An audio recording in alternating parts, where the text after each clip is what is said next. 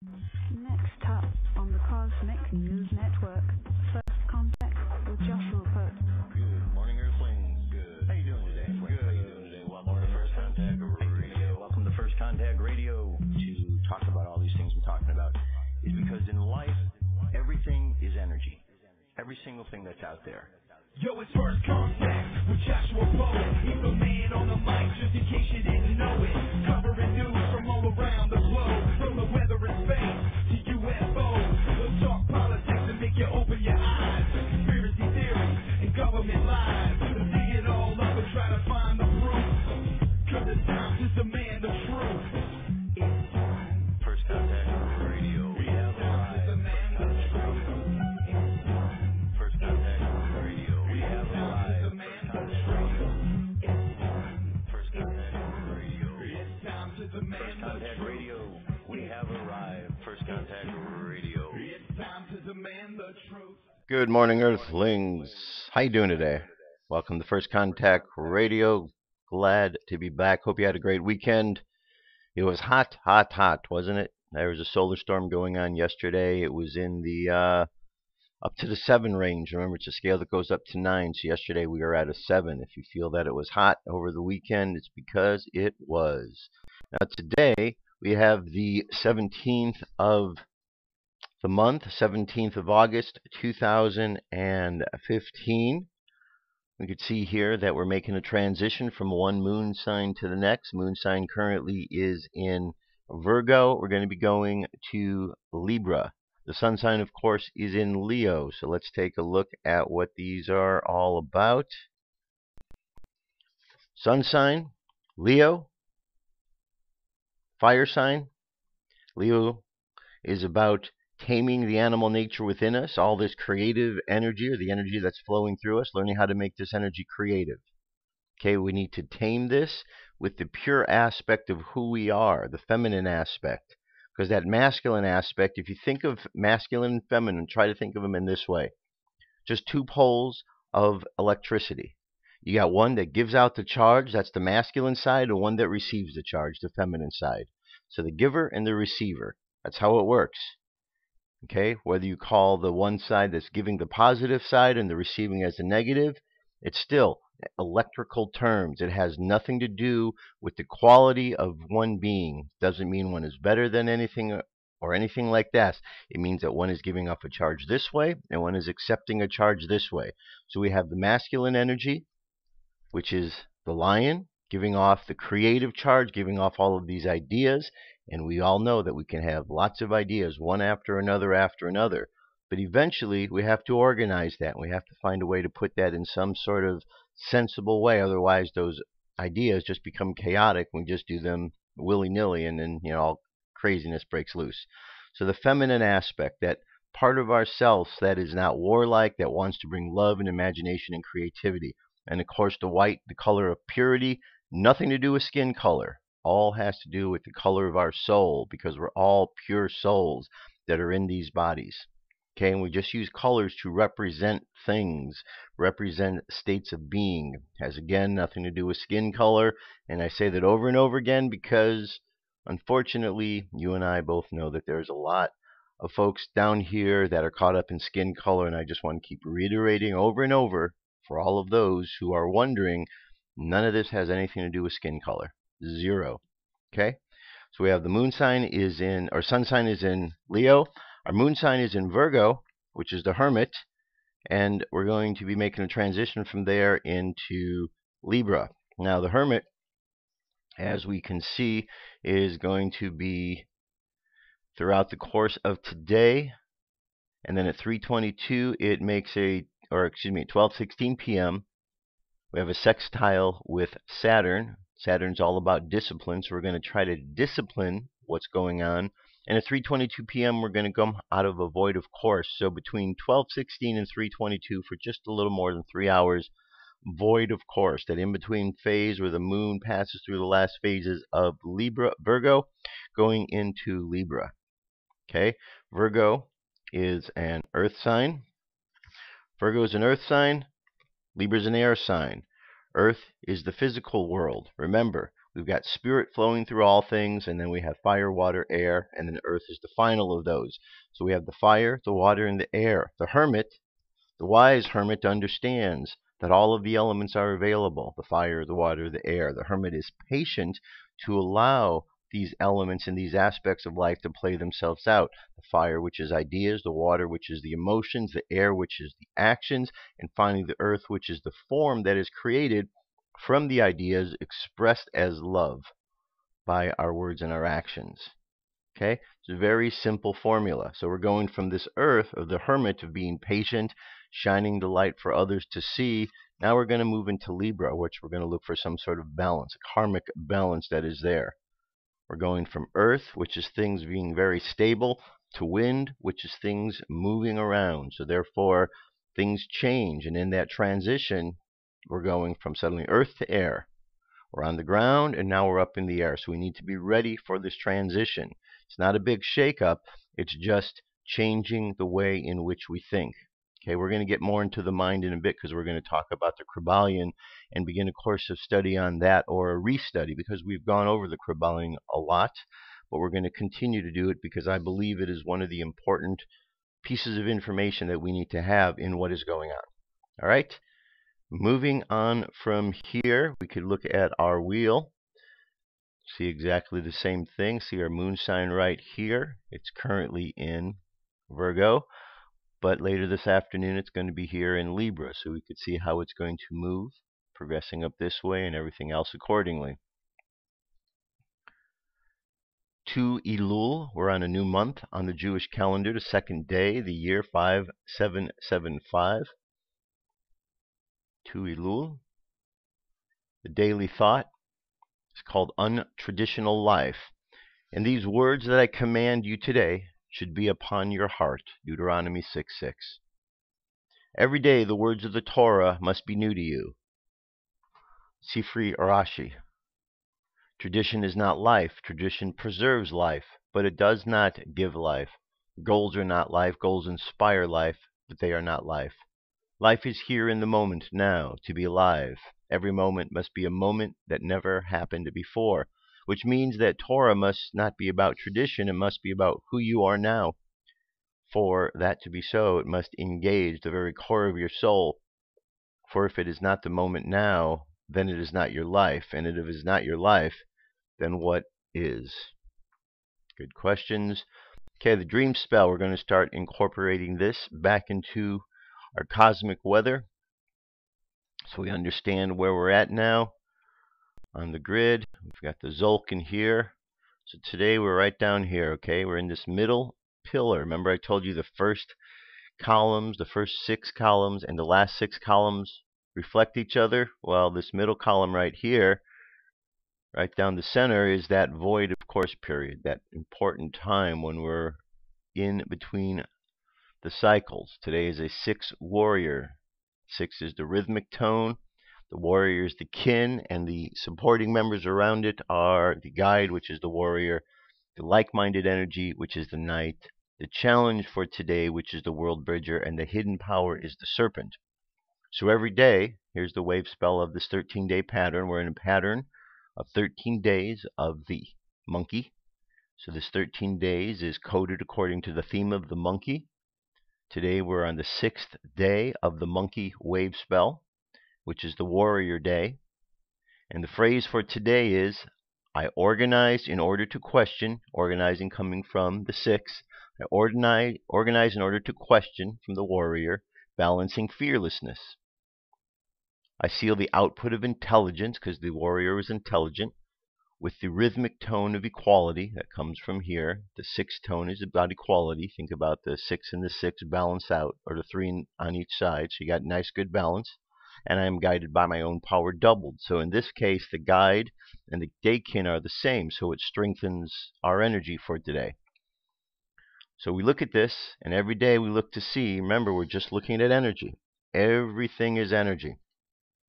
Everything is energy. So since everything is energy, we're just looking how to understand it better. Whatever's going on in the world today, whatever went on in the world yesterday or will go on tomorrow, it's all happening within a world of energy. And the more that we have the ability to understand the energy field that we're in, the better off it is for all of us. The current moon phase is past the new moon, which occurred over the weekend. We're at a waxing moon, which means we're going back up, 8% of the way full. Space weather, the solar wind is currently 577.8 kilometers per second. Planetary K-index is unsettled at the moment with a 4. We were up to a 7 over the weekend. Coronal holes, we have a nice big coronal hole, seems to be opening up there towards the top. And a couple on the sides here tells us that around the 20th to 21st we'll be feeling some effect of that. M-class flare possibility is down to 1%. So is X-class. Geomagnetic storm activity is subsiding as 40% in the mid-latitudes, dropping down to 30. High latitudes from 60 down to 40. So everything is definitely subsiding from what it was over the weekend. And last but not least, here up in the sky tonight, Monday the 17th, after sunset, the waxing crescent moon low in the west serves as a pointer to Mercury. Well to its lower right is shown here. If the moon were a bow, then it would shoot an arrow through Mercury. Okay? So imagine this is a bow, and the arrow would be shot this way right through Mercury is what it's saying. Two brightest stars of the summer are Vega overhead soon after dark and Arcturus in the west. Vega is white hot, type A star, 25 light years away. Arcturus is a yellow-orange hot K giant, 37 light year distant. Their color difference is easy to see. Okay, and there you have it. That is our cosmic weather for today. Let's jump ahead to UFO news. It is up next. Stay tuned.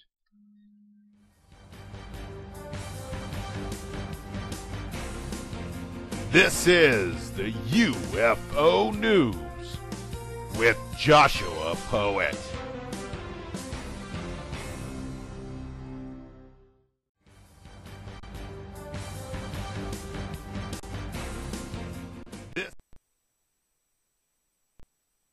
All right, here's the UFO news for today. First story. Oh, here we go. Here we go. First story here comes to us from New York, August 8th. Long Island, says the witness statement, was sitting in a van in the parking lot of my apartment complex, looking at my cigarettes, happened to see a brightly lit object from the corner of my eye. I live by an airport. I didn't think much until I saw the colors of the lights. I thought they were unusual. I stepped out of the van to look at the object, noticed it made a complete shut off, like it didn't want to be seen. The object looked at the airport in the same path it came in. Once got a little distance from the import, the lights came back on. I ran through the complex to be able to watch it leave the area. The object moved a few miles from the airport, stopped again and hovered, then descended straight below the tree line. Okay, we got a video here. Check that out. Next, residents terrified of a winged creature in town. In Argentina. Strange shadow terrorizes residents of Krybalion.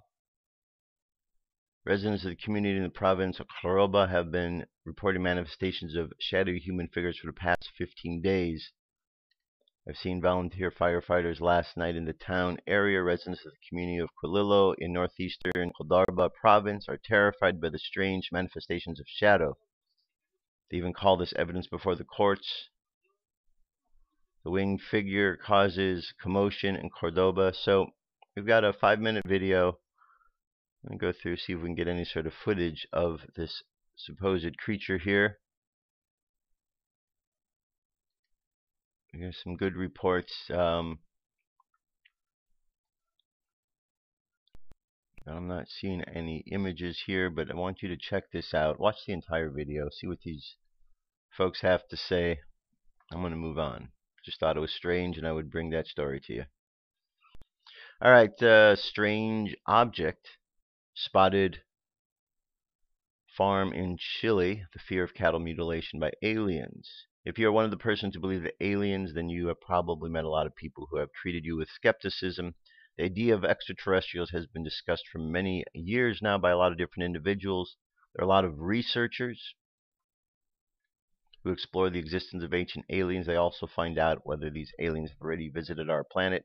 Some scientists say they have, and that their presence can be explained by taking a look at old works of art describing figures of aliens or the ancient architectural wonders such as Stonehenge or the pyramids. They claim that humans could not have built such majestic masterpieces because they did not have the possibility. But what is the reality? A video from the farm in Chile shows a cow rushing and panicking after a strange object hovered over the farm. The cow's sight made UFO enthusiasts to conclude that the cow had already seen the mysterious object before, while some others also speculated that it had panicked because the strange object is being engaged in experience of cattle mutilation or is being carried out in livestock abductions in the past. So we have here is a video, 13 minutes 50 seconds in length, in which you get to see the UFO and of course the cows and the reactions. And I'm going to leave the video for you to check out on your own, because I'm going to move on to the next story. Glowing UFO in Russia. Did it cause a thunderstorm after its appearance? Several UFO researchers present a different point of view throughout history. Numerous myths, legends, and testimonies regarding strange property observed in the sky, or even beings that originated within to aid the human race evolve civilization. Since contemporary scholars can't straight look into the information of these tales, it's difficult to determine when they are correct. Reports associated with right activities. Many ufologists therefore concentrate on studying reports beginning in this millennium. But did they find something about the glowing light that allegedly caused the thunderstorm? One resident claimed to spot the weird bright light hovering above the woodland for 15 minutes before he filmed it from two distinct angles in the sky near Moscow. Of course, the video was being uploaded to YouTube for the public to state. In the footage, one voice of a girl was heard before the object shoots off. The report has been translated from Russian, and the family emphasized that they watched the footage for about 15 minutes. First, their assumptions were different, but when they realized something different, the object began to take off.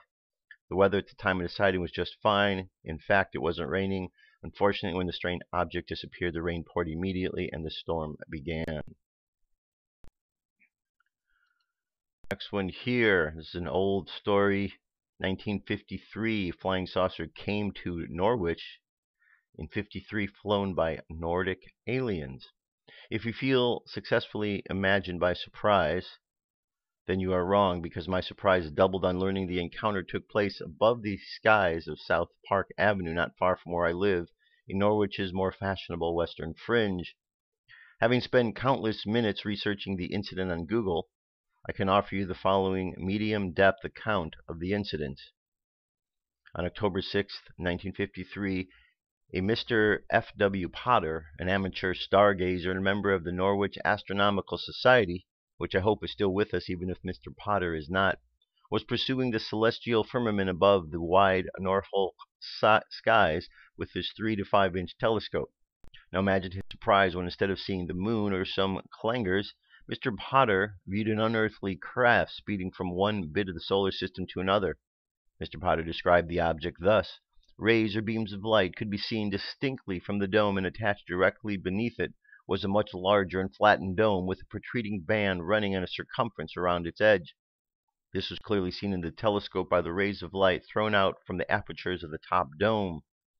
The underneath side of the flattened bottom dome was hollow and appeared to be glowing red, but there were no vapor trails or gases to be seen. Mr. Potter did what any right-thinking local citizen would do and contacted the Eastern Evening News, as it was then. I myself bought the word Eastern off the paper for £5 back in 1992 as a birthday treat to myself, and I now keep it in the attic. Who ran the scoop following day, which a letter from Mr. Potter on the subject, also appearing in the Sunday, then going through a similar phase about UFOs as I did when I was a kid. The craft Mr. Potter saw was a popular make at the time, thanks to a Californian named George Adamski, a UFO contactee who in '52 claimed craft looking much like those seen by Mr. Potter were piloted by handsome Nordic-looking beings from Venus who were in peace, galactic brotherhood, and appearing to just 1 or 2 people at a time, because anything else would obviously cause a panic. Adamski backed up his claims with photographs showing the Venetian ships either in extreme close-up or viewed through telescope over great distances with no background features visible. And one last story here. This was a remarkable UFO disclosure testimony of pilot Gerald Johnson. U.S. Air Force General Gerald W. Jerry Johnson reports witnessing a UFO east of Los Angeles while flying an F-84G aircraft August 1952. In a video posted on YouTube July 8th by Mufon Johnson, who had a distinguished career in the Air Force that spanned 33 years with active service in the Second World War and Vietnam, reported observing two silver-colored UFOs about 6 feet in diameter that approached his aircraft. According to Johnson, the two UFO discs approached his plane, flying very close in formation. As the discs flew past his aircraft, they separated, one flying above the other below. The astonished pilot looked in the other direction to see the discs flying away, but did not see them. He looked around in all directions, but the discs had vanished into thin air. He got in touch with ground control and asked if there were any other airplane flying there. He was told that there was no other traffic on that Sunday morning. And there you have it. That is our UFO news for today. Onward. I'll be right back. Stay tuned. Come into our circle, Great Spirit. Fill our souls with peace.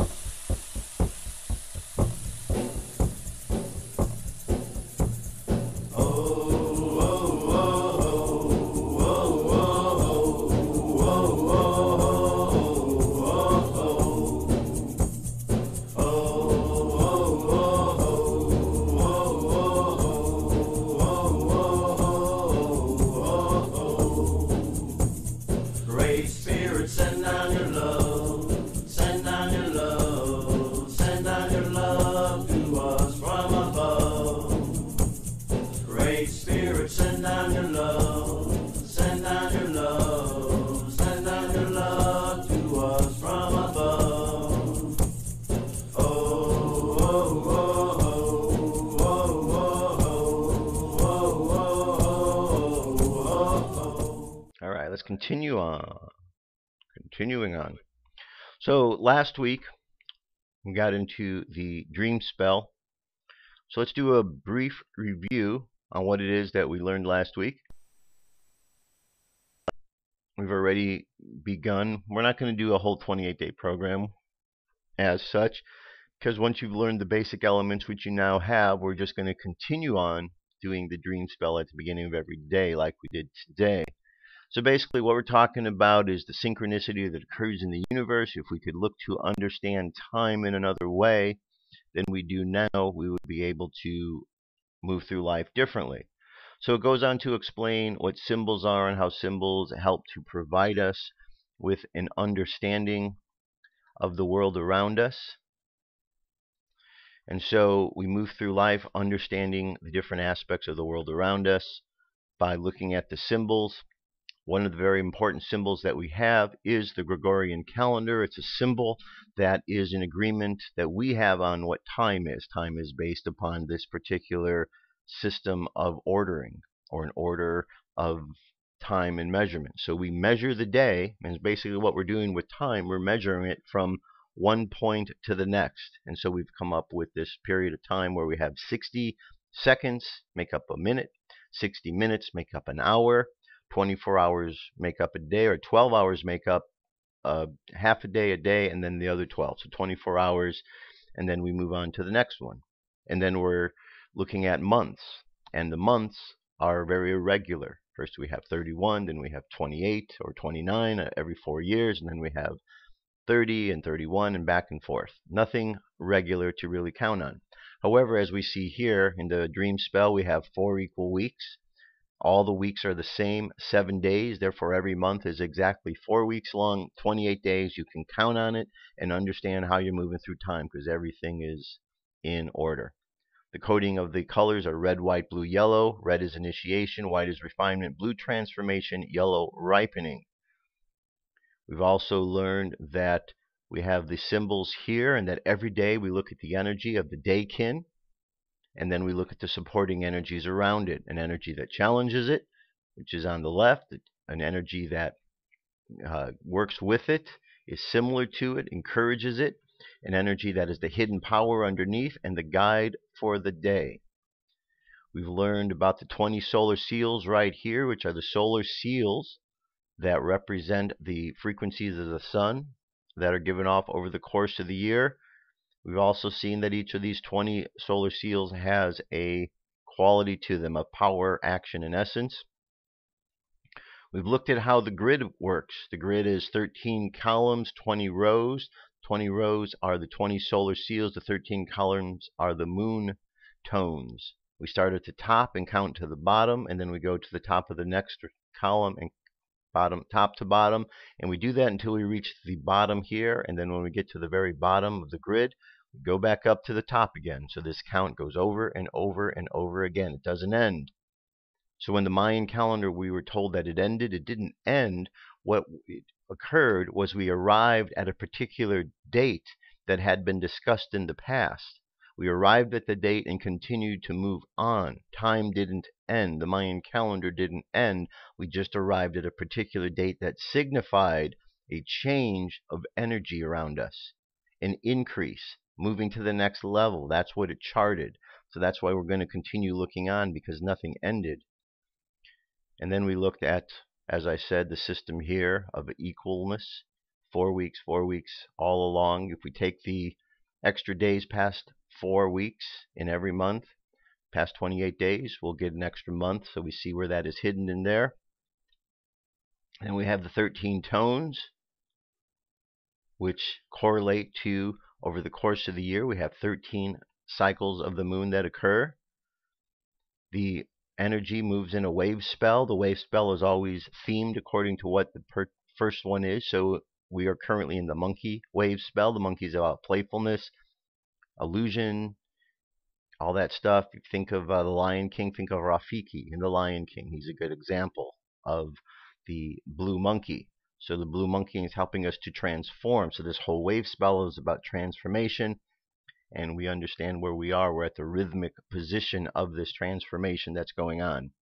And then we also see here how all of these play out in our body, that our joints all make a difference. 13 particular joints or articulations. And finally, we put it all together in understanding that this grid has seasons within it. 4 seasons, 65 days each, or 5 if you want to look at them as 52-day seasons with an extra hidden one in between. And finally, various meditations we can do in order to be able to get ourselves in sync with life, with the universe around us. So I'm going to encourage you to go to lawoftime.org, look up your galactic signature. Tells you right then and there. It's real easy to do, and understand the process. You understand where you fit in. So on a daily basis, as we do this, you'll be understanding. All right, as you can see, the Krybalion has popped up. This is what I want to get back into the course of study, because as I said, everything is energy.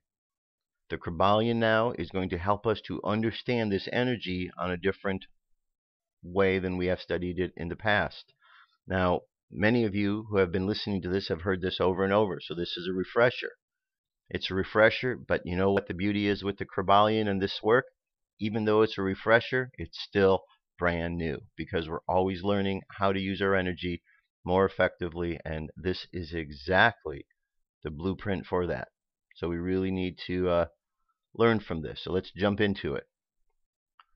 The Krybalion, the 3 initiates, a study of the Hermetic philosophy of ancient Egypt in Greece.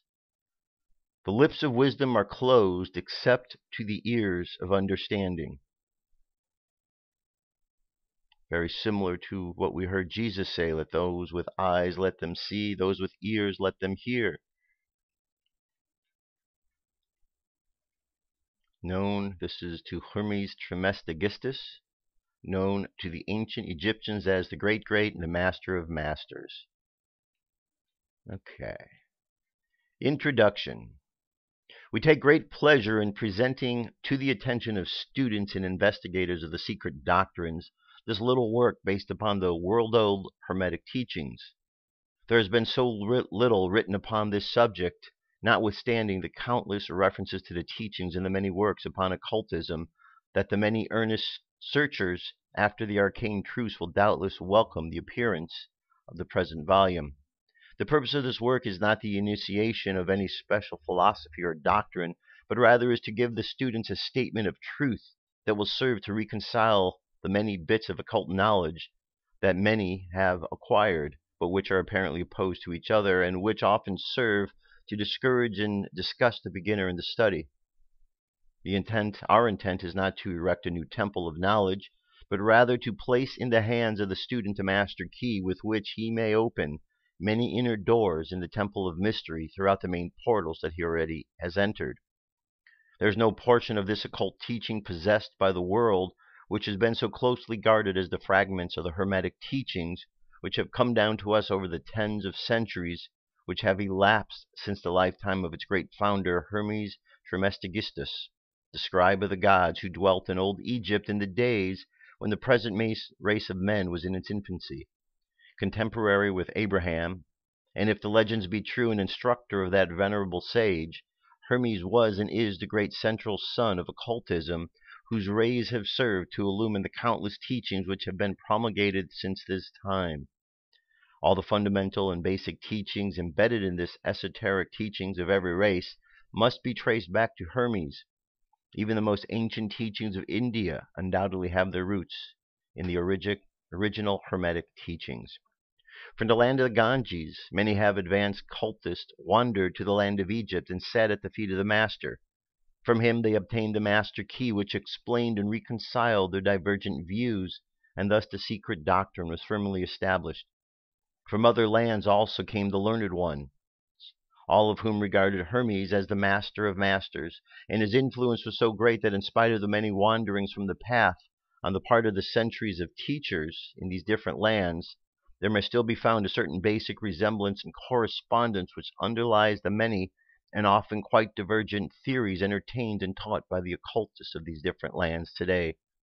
The student of comparative religions will be able to perceive the influence of the Hermetic teachings in every religion worthy of the name, not known to man, whether it be a dead religion or one in full vigor in our own times.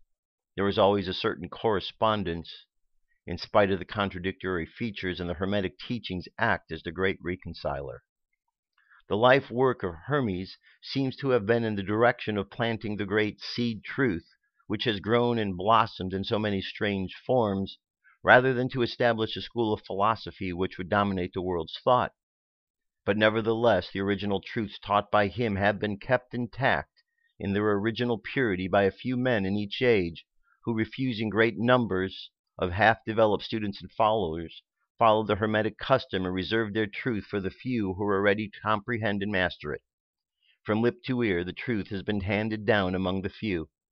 There have always been a few initiates in each generation in the various lands of the earth who kept alive the sacred flame of the Hermetic teachings, and such have always been willing to use their lamps to relight the lesser lamps of the outside world when the light of the truth grew dim and clouded by reason of neglect, and when the wicks became clogged with foreign matter.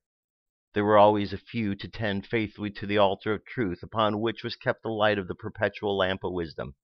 These men devoted their lives to the labor of love, which the poet has so well stated in his lines: "O let not flame die out, cherished age after age in its dark cavern, in its holy temples cherished, fed by pure ministers of love, let not the flame die out." These men have never sought popular approval, nor numbers of followers.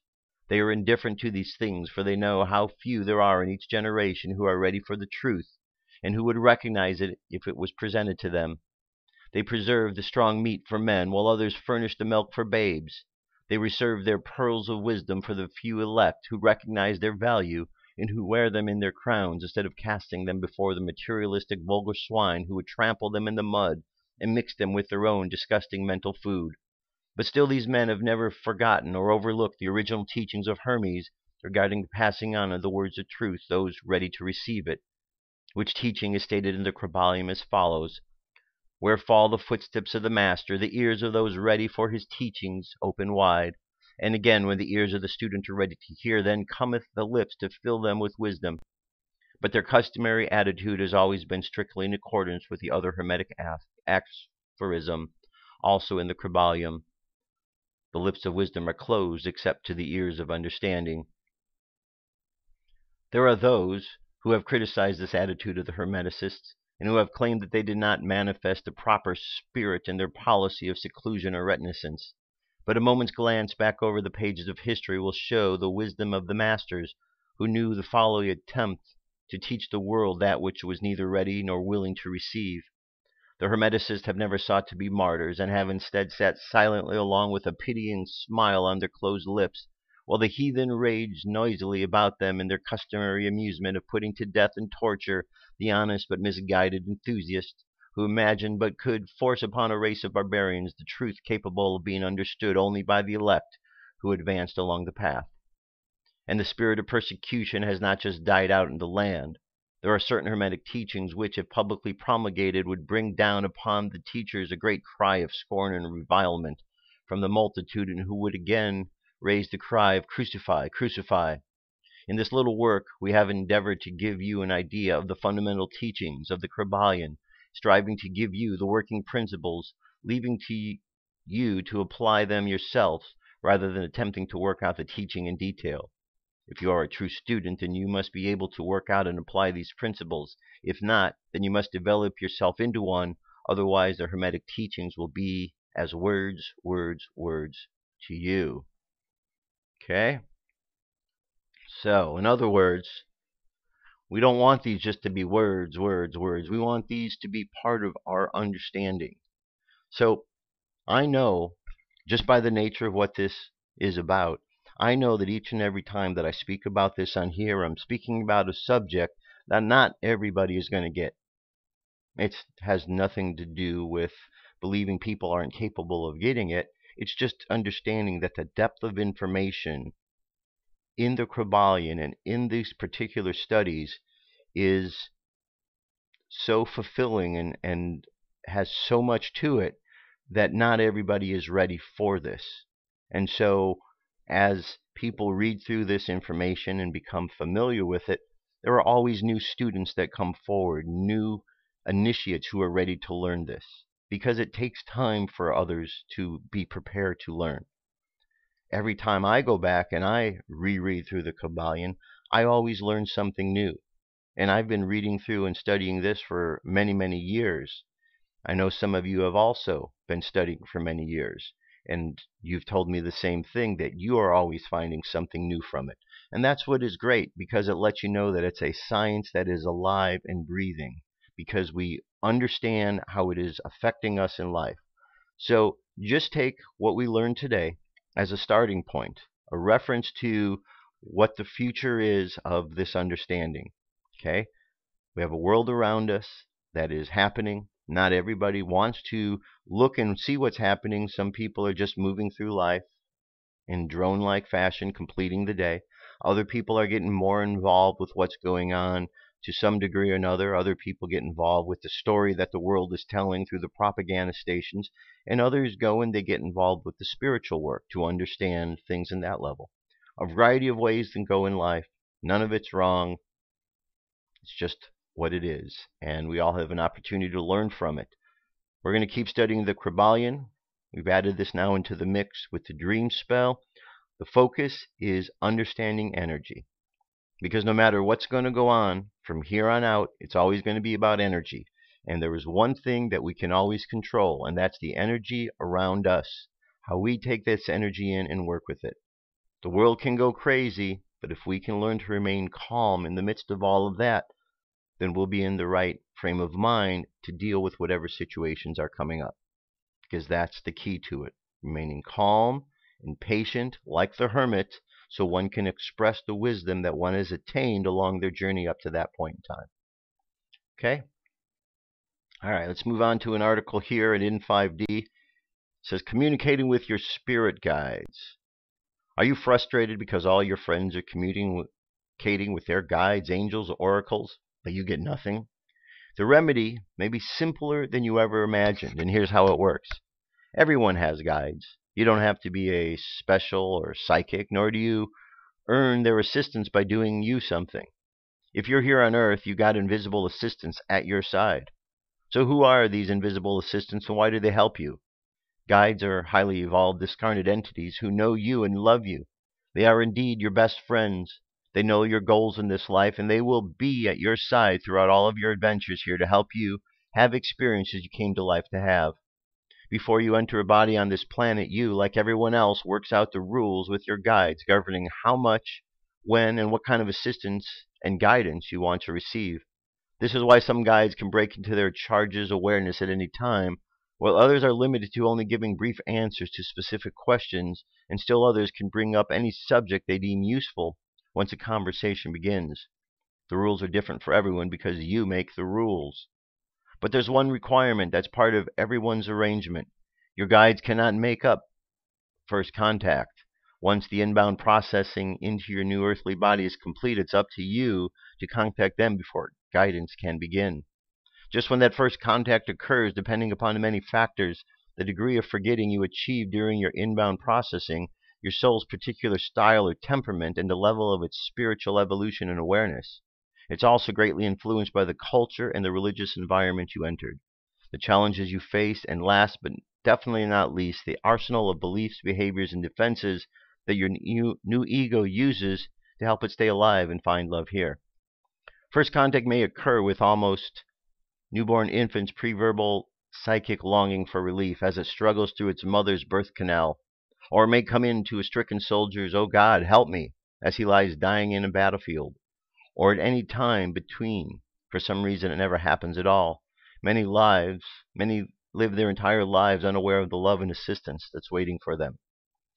It also doesn't matter who the first contact is addressed to. You can call out to God, the High Mother, Allah, Aphrodite, Shiva, Saint Teresa, the Blessed Ancestors, Buddha, Kali, Jesus, Pakama, or any other name given to divinity by the many cultures and religions on this planet. Whenever name you use to call the spirit realm, your guides will answer. This is not to say the face of divinity you called out will not also answer. It's just that now you've called, your guides can answer. These are the rules. For full discussion of guides, oracles, angels, and other visible assistants, see the article The Truth About Oracles at womenspiritoracles.com. So ideally, we live on Earth in such complete communion with our guides, souls, and bodies that we need no assistance from beyond the veil. We'd feel our spirit's joy, we'd pay attention to our bodies and heed the messages it sends to us as it needs. We'd feel the longings of our souls and act on them, following the soul's signals to return ourselves away from pain and towards those things that bring us even more joy. We'd be faced with challenges, of course. This game of life we came here to play would be boring without them, but because we'd be so attuned to the soul, we'd quickly and happily overcome them. Okay? And like last paragraph here says, your guides may, if nothing else, work to even talk to you in a native language, but unless you become very skilled at channeling, this avenue is usually at least last resort, because the ego can so easily garble or deliberately obscure their message. Be open to any avenue because they'll use whatever works. You deserve happiness and peace and success. Your guides are at your side to help. All you need to do is ask. So do it today. Do it today. All right? So yeah, we've talked about the guides plenty of times, and we all have communications with our guides. This is true. And we learn more from our guides all the time. All of the time. All right, so let's jump over to today's channeled message. It comes to us from the Pleiadian High Council. Here we go. The Pleiadian High Council. August 16th, 2015, by Shelley Robinson. Greetings, dear ones. Today I bring you a message to listen to your inner self, listen to your inner wisdom, listen to your intuition, which is your divine connection to unlimited universal collective knowledge and wisdom, giving you the answers to all questions that is, are, and will be. Follow your inner soul promptings as they are giving you the answers to your prayers, questions, and direction in regards to your life path and purpose. Release your pains, fears, worry and all negativity into the care of the divine universal energies and angelic light beings for healing into love and light. Trust that you can relax and find inner peace and balance, knowing that all your concerns, needs and wants will be met as you focus on love and light within yourself, others and the world as a whole. The more happy vibrations you emit, the more positive vibrations you attract. You attract exactly how you act and feel, This is why it is important to behave and project light and love to receive light and love in return. Make a conscious effort to acknowledge and be aware that each and every soul is unique, that each has different spiritual needs and must experience what is needed and required for soul growth, so approach each soul without judgment of their flaws and lessons. Know that what they are experiencing and enduring is what they must experience to activate or enhance their spiritual awakening and process for themselves and even for others. Know that some life lessons you endure are not only for you, not only affect your spiritual growth but others you know as well, and their spiritual awakening. Trust that you are meant to be where you are at this time, your divine connection to your spirit guides, and higher self. Pleiadian angels and other light beings are guiding and supporting you along your path. It is important to pursue interests and passions that are close to your heart, as your passions will lead you to your purpose. Realize that the secret of your future is hidden in your passions. Your daily routine and your rewards in life are decided by the kinds of problems you are willing to solve for others. Also remember, the problems you solve are the ones you have created. The Galactic Federation of Light Council. Last stage, last question, they said, was the problems we are working on are the ones that we've created. So, isn't that interesting? We have an opportunity to fix the problems that we've put before us. If we could just come to understand that on a daily basis, we're just working to fix ourselves. And the more we understand about energy, the better it is. That's it. It's really simple. Energy, energy, energy. We live in a world of energy. All right, here's the Warrior of Light message for today, page 86. A warrior of light is not constantly repeating the same struggle, especially when there are neither advances nor retreats. If a battle is not progressing, he knows that he must sit down with the enemy and negotiate a truce. They have both practiced the art of the sword. Now they need to understand each other.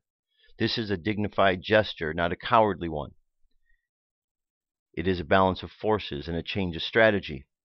Once the peace plans have been drawn up, the warrior returns to their houses. They do not need to prove anything to anyone. They fought the good fight and kept the faith.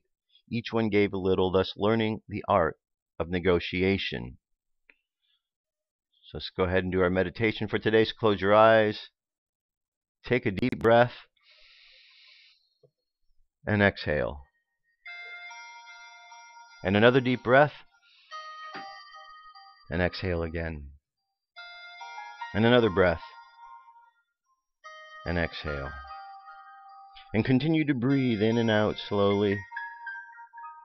And as you do, just think about the energy that makes up who you are.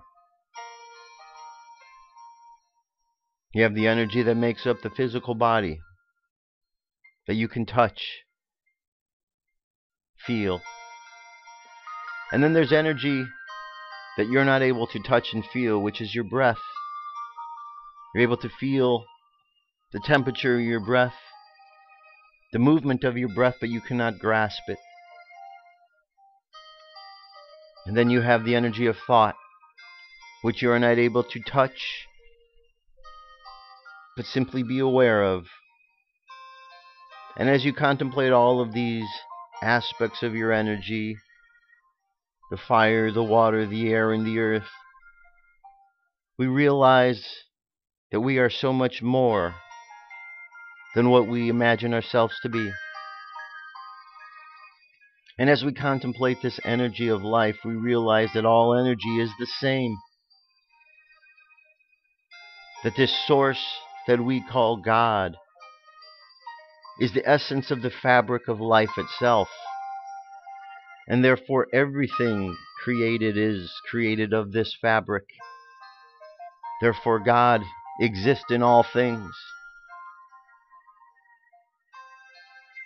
So we imagine that as we feel the energy of who we are, and we feel the subtle variations of this energy, we find ourselves connecting into that aspect of divinity that we are. We connect into the abundance that is available to us, and we realize that it is always and has always been available. For all that we need exists here and now. And all that we ever need will always exist. All we have to do is manifest it into our lives by simply using our thoughts, our emotions, and our actions. So let's just imagine going through the world today, being aware of the energy around us, being aware of the energy that we know about and understand, and open our minds to understanding the energy that we are learning about. So let the subconscious mind continue on this journey of learning about energy in our lives and around us in the world. And let's bring the conscious mind back to the present moment on the count of 3. 3, coming back to the present moment filled with confidence. 2, coming back to the present moment filled with faith. And 1, coming back to the present moment happy, healthy, and whole. Happy, healthy, and whole. Take another deep breath. Exhale and open your eyes. That's it, my friends. That's the show for today. Thank you very much for being here. Hope this was some good info to get you started for the beginning of the week. Remember, we just started a new moon. Everything's fresh. Work on the energy you have that makes up you. Go over what we've looked at today. Go over the Krybalion, the books available that we're going to be following along with. And just keep doing what you're doing. That's it. I'll be back tomorrow. I love you. Keep loving each other. Peace. I'm out of here.